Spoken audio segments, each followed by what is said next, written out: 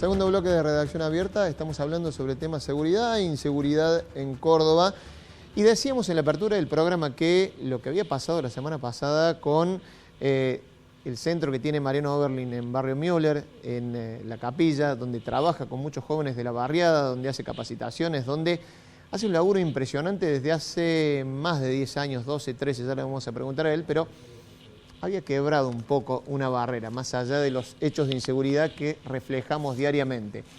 Mariano, ¿cómo estás? Buenas noches. Buenas noches. Gracias por estar por aquí. Andrés, gracias por la invitación. Bueno, podés no coincidir en la mirada, pero digo, vos la semana pasada te vimos visiblemente, no sé, consternado sería la palabra, porque sorprende, digo, te quiebran estas cosas, ¿no?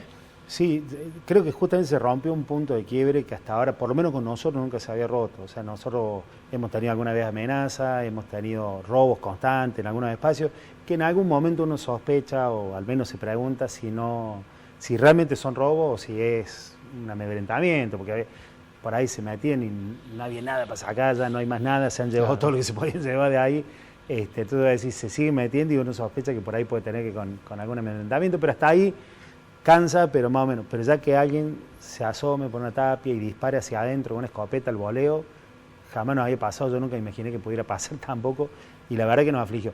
Aunque también, digo, de alguna manera es como que nosotros ya veníamos naturalizando ciertas cosas, los chicos a veces también, por sus historias, tienen algunas cosas naturalizadas, nosotros dudamos en publicarlo porque bueno, tenemos miedo a alguna represalia o algo así, y pensábamos que si se publicaba alguna repercusión, capaz que tendría, pero jamás nos imaginamos que tuviera el grado de repercusión que tuvo, lo cual también nos hizo pensar que lo teníamos naturalizado de una forma tal que no nos dábamos cuenta de la gravedad del hecho. No sé si se entiende. O sea, a veces uno se va como acostumbrando a ciertas cosas que creo que no nos tenemos que acostumbrar, que cuando se rompe el límite a veces ni siquiera te terminas de dar cuenta que se rompe un límite. Vos decías que ustedes estaban acostumbrados, o por lo menos se iban naturalizando ciertas cosas, pero también se vio del otro lado una reacción genuina en muchas personas, digamos, que dijeron, bueno, hasta acá, digamos, ¿no? Hay que parar esto, pero también mucha sobreactuación, me pareció a mí, en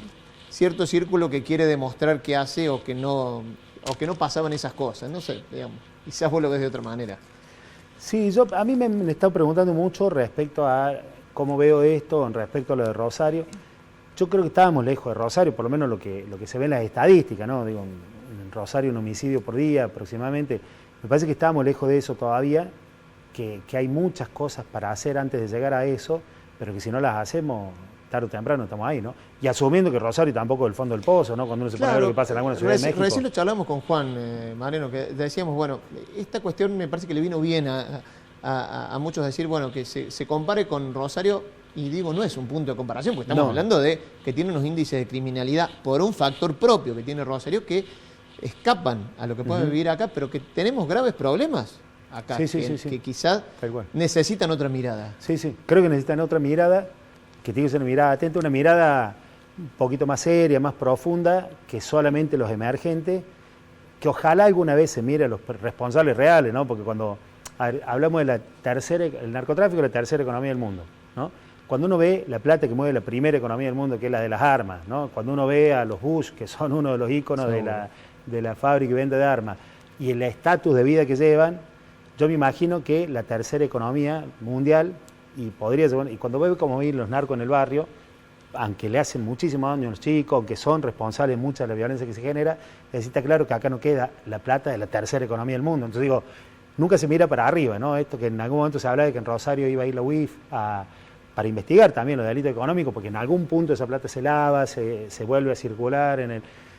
Digo, yo creo que es difícil mirar para arriba, porque probablemente arriba haya alguien que sea justamente el que tendría que mirar y en definitiva es parte de eso, ¿no? Entonces, pero sí, yo creo que hay que mirar para arriba, y por otro lado también hay que ver, no descuidar lo que está pasando, porque cuando se rompe del todo el tejido social después es muy difícil armarlo, ¿no? Yo creo que hay fisuras, creo que hay fracturas, creo que hay cosas que no están funcionando bien, pero que todavía se puede rearmar. Hay que tratar de que no se llegue a romper del todo, ¿no? Juan. Yo recién dije algo que no sé si compartís o no. Creo que hay algunas cosas como que se rompieron del contrato social, ¿no? Esa cuestión de que alguien va caminando por la calle y ponía el ejemplo de ver una canilla de bronce, ¿vale? Eso es lo que se le lleva. Y ese tipo no es un delincuente, pero de algún modo ese tipo está haciendo algo que está mal. ¿Y por qué llega a ese punto? ¿Por qué le parece que tiene que aprovechar cualquier oportunidad que tenga? Un hurto sencillo, fácil de hacer, cualquiera lo hace, pero digo, antes había un límite que te decía, esto no lo hago. Y ahora es como que se naturalizó y lo hace cualquiera. O sea, ¿qué se rompió? ¿A dónde está el corte, la fisura? Digo, vos trabajás todo el día con gente y me imagino que a lo mejor te habrás hecho esta pregunta. Yo, mira, cuento una cosa que le he repetido muchas veces todavía, pero la otra vez un chico hace un tiempo, ¿no? Un chico jovencito que empezó a trabajar está trabajando en la construcción, empezó a trabajar en una empresa en blanco, y me dice, che, yo ahora puedo sacar la tarjeta de crédito. Mi viejo siempre laburó honestamente, yo también quiero hacer lo mismo. Como trabajé en blanco, puedo sacar la tarjeta, se compró una tele, paga, no sé, en 40 cuotas, la segunda cuota, como le pasa a muchísima gente, se la robaron. Como es de ahí el barrio, sabía quién se la robó, quién la compró, fue a reclamar, le dice, y sale amenazándolo y diciéndole, si tenés prueba, anda a denunciarme, y asumiendo que corría riesgo. Me dice, acá los únicos que progresan, los únicos que son impunes son los narcos, son los que ponen fierro en los chicos, en la mano de los chicos. Yo digo, cuando el modelo a seguir, porque es el que progresa económicamente, porque es el impune, es ese, y estamos generando un contrato social perverso, desastroso, ¿no? Entonces, parece que hay que tratar de resolver eso que pasa ahí arriba, y que no estamos hablando del arriba arriba, sino por lo menos dentro del barrio, al matón, al que mueve droga a lo grande, al que le pone la arma a los chicos en la mano. Me parece que hay que apuntar ahí a hacer un poco de estudio real y no tanto el puchereo. Y yo creo que resolviendo eso, sin ser ingenuo, porque entiendo que la cosa es mucho más compleja que eso, pero digo, parece que resolviendo un poquito eso, después hacia abajo el tejido social se empieza a recomponer. Porque la gran mayoría de la gente quiere vivir bien. Vamos a sumar a esta mesa al especialista en seguridad, ex titular de Delitos Complejos de la Nación, Miguel Robles, y columnista de nuestra página de CB24N. Miguel, ¿cómo te va? Buenas noches. ¿Qué tal? Buenas noches, ¿cómo estás? Gracias por sumarte por aquí. Bueno, habrás escuchado un poco lo que venimos hablando. Estuvimos hablando en el primer bloque de quizá estas respuestas instrumentales que se dan al tema de la inseguridad. Siempre es interesante tener tu mirada sobre el tema para ver cómo lo estás viendo a lo que pasa actualmente, los hechos de inseguridad cotidianos, y un poco, decíamos, esta barrera que se quebró, esto que se rompió a partir del ataque a la fundación de Mariano Oberlin en Barrio Müller. Bueno, antes que nada, un saludo a toda la mesa, la solidaridad con Mariano, me comuniqué con él en su momento. Y bueno, es un problema muy complejo el que estamos viviendo, porque se dan varias situaciones al mismo tiempo y no es fácil el análisis, dado que tenemos ciertas situaciones que intercalan con otras cuestiones. Pero tampoco lo quiero complejizar, escuchaba a Mariano lo que decía en la última parte, y en un punto coincido en que hay una cuestión vinculada con, en primer lugar, con la estructura de la policía de la provincia de Córdoba, ¿no? Una falta total de confianza de la gente, y hacia adentro una serie de hechos de gatillo fácil, como se denomina habitualmente, que han generado una cantidad impresionante de procesos y condenas que han desmotivado a la policía, a los integrantes de la policía, y al mismo tiempo se ha generado una grave situación, porque desde el 83 hasta esta parte no se ha intervenido debidamente en la estructura policial, y seguimos trabajando como si fuera una institución militarizada, cuando en realidad es una institución absolutamente civil. Tendría que ser una agencia de prevención del delito, integrada por múltiples profesionales, pero al haberse capacitado solamente en los márgenes de la ilegalidad y de la mano dura para poder bajar el delito, cuando se dan este tipo de hechos vinculados con las condenas que vamos viendo en tribunales, los procesos que están pendientes, la estructura de la policía de la provincia y en particular sus integrantes comienzan a entrar en una especie de desánimo general. Comienza a romperse la cadena de mandos, en virtud de que incluso si uno se fija, el ex ministro de Seguridad, la actual jefa de policía, van a ser investigados en relación, por ejemplo, en la causa de Blas Correas, y eso genera una situación de anomalía y de anomia muy grande dentro de la fuerza. Si a eso le agregamos una falta de coordinación con el Ministerio Público, los graves problemas que existen con el Ministerio Público, sabemos que ahí hay un cuello de botella y una responsabilidad. Pues bien, lo que tenemos es una enorme estructura con un gran presupuesto que no da resultados que son los esperados. No se brinda ni siquiera la mínima protección o la mínima prevención que debería dar la policía. Por eso es que, por ejemplo, en el caso de que sufrió Mariano, fue él y su misma gente quienes pudieron esclarecer el hecho mucho antes que la misma policía que supuestamente está preparada y está dedicada al tema, ¿no?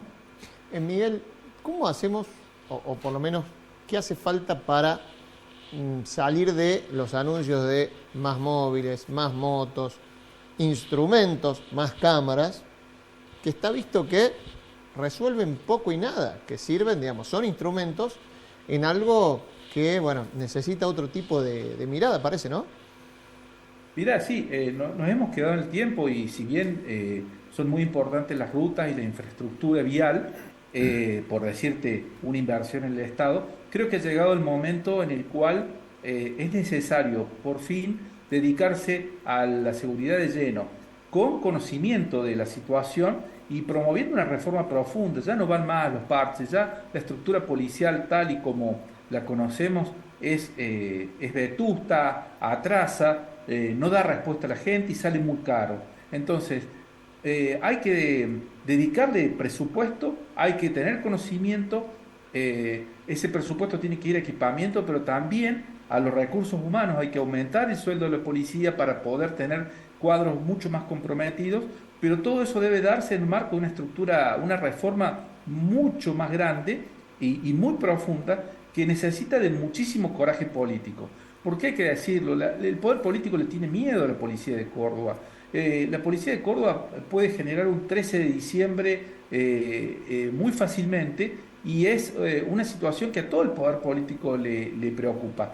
Por lo tanto, el próximo cambio de gobierno va a ser un muy buen momento para poder realizar esa reforma. Sabemos que es el punto de máxima legitimidad y lo que no hiciste en los primeros 100 días es muy difícil que después lo puedas hacer.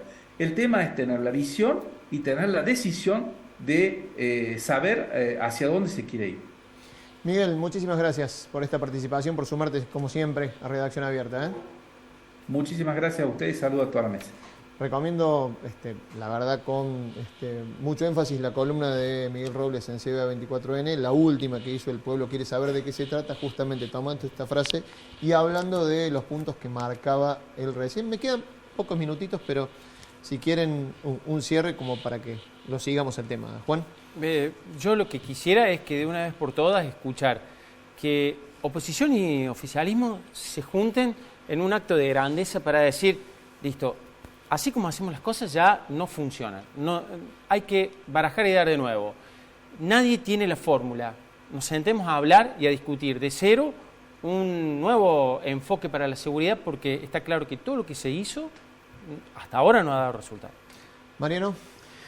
Recién justo vengo de otro lugar donde hablábamos un poquito de lo que se va a hacer ahora el 24 y digo, lo que pasó con el 2x1, creo que de alguna manera cerró la grieta en un punto en nuestra sociedad y es que de esto no queremos que haya vuelta atrás, ¿no? De la democracia no queremos vuelta atrás. Podemos pensar distinto en un montón de cosas, podemos discutir un montón de cosas y creo que eso incluso es lo que sanifica, digamos, la democracia, pero hay puntos, aunque por ahí aparezca un trasnochado negacionista, un oportunista que diga que la democracia no le da nada a la gente, me parece que el común de la gente y lo que pasó con el 2x1 y lo que suele pasar cada 24 que lo tenemos esta semana, es un ejemplo de cómo frente a determinadas situaciones hay que cerrar la grieta y decir, che, esto lo resolvemos juntos, no hay forma, ¿no? Después lo demás discutamos todo lo que quieras, pero hay cosas en las que tenemos que estar juntos, si no, no hay forma. Creo que lo que pasó también con el ataque hacia ustedes, también en un punto, fue un punto de inflexión. Esperemos que sirva para algo y esperemos que no quede en ese espasmo también, obviamente, nuestra solidaridad desde acá y te agradecemos mucho haber venido. Al contrario, gracias por la invitación.